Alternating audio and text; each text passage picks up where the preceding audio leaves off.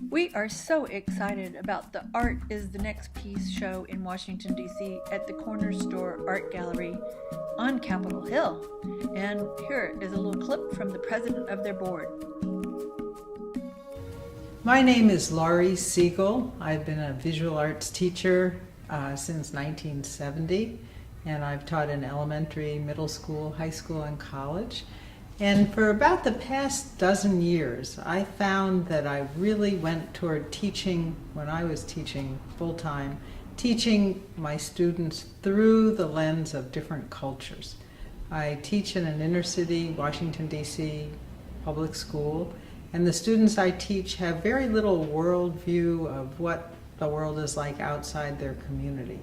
So we would study one culture at a time and really learn about not only the art, but the people, the dress, the foods, and where they live, and the problems in each area. And eventually I realized that I wasn't just teaching about other people to them, but I was teaching about what goes on in these countries and how these people are similar to us but different, and then some of the problems each country is having, just like we have problems here.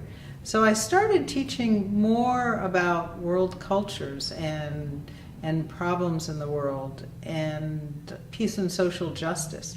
And I'll tell you a little more about that in a few minutes, but what I wanted to mention is the show that's here at the CornerStore right now in Washington.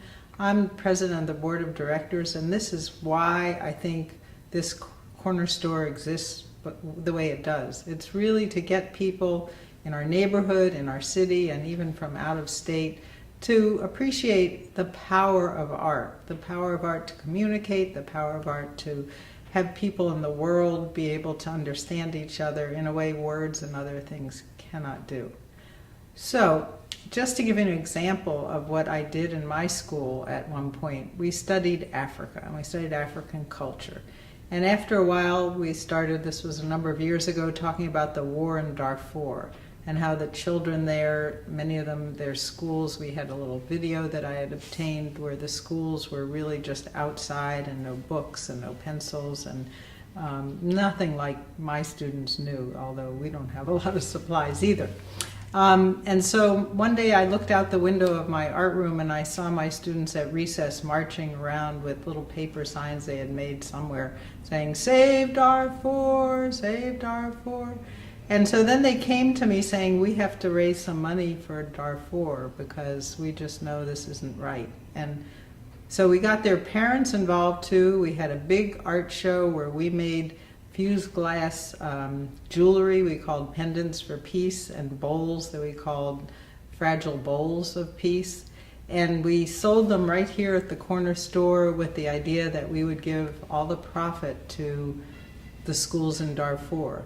And at one of our shows, we sold pretty much everything we made. We had 550 children all involved, all made necklaces, all contributed to the making of the bowls. We actually raised $15,000, which was quite impressive, much more than a bake sale could have made.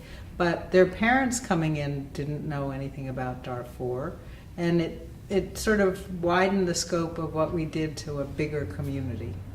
The show here does the same thing. It brings children from other cultures to get to know each other through making the art, and then the expression of these beautiful, beautiful silks really lets people know who came into the show at the CornerStore, what this is about, and it just needs more publicity and more places to be doing more things like this because our world is very fragile, and if you start with the children, there's a better chance that the future generations will do better too.